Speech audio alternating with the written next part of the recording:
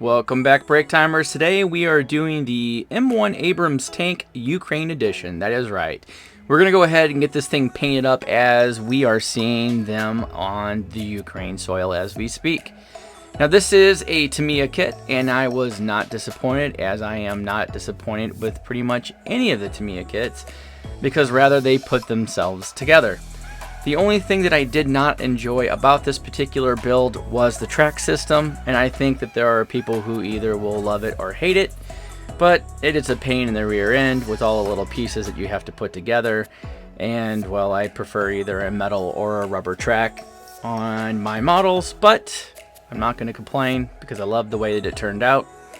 There is a few little adjustments and some drilling to do. If you are new to the hobby and want to put a tank together, this would be a great one. Get you started on doing a little more than what you would probably be used to. Now here's the paint scheme that I came up with. And this is what I am seeing that they're doing for their terrain. And so I went ahead and hand airbrushed on the camouflage.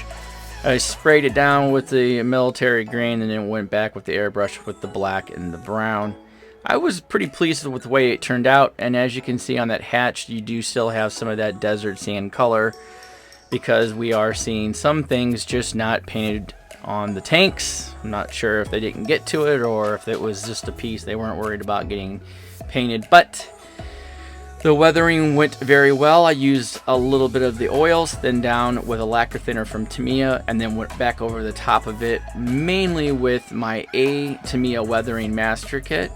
I blended those in with a brush, and this is what you'll achieve. Was not disappointed at all. I kept referencing different pictures and different tanks. And as you can see on the front of this tank, they do have a section that looks like it's got some type of boarding or cardboard over the front of it. If anybody knows what that is, please go ahead and leave a comment. I'd love to know why that they have those there, or if it was covering a hole, or if there was some writing. I don't know, but somebody knows. Now, the tank turned out really great, but it's missing one thing. And as you know, Tamyia usually provides you with the great little guy to put inside of it. So let's paint it.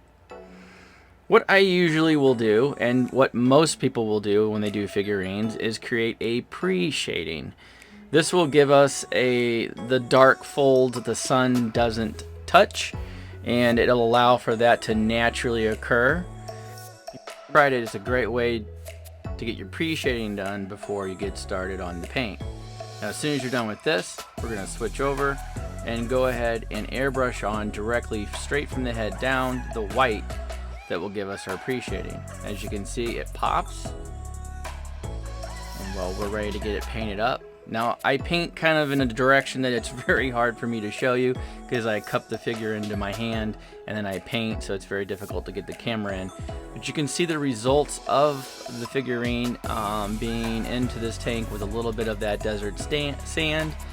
The cardboard that I used out of parchment paper, again the flag was parchment paper as well, with just a quick coat of blue and yellow for the Ukrainian flag. And a little bit of artwork onto the shoulder, and I put a blue scarf on around his neck.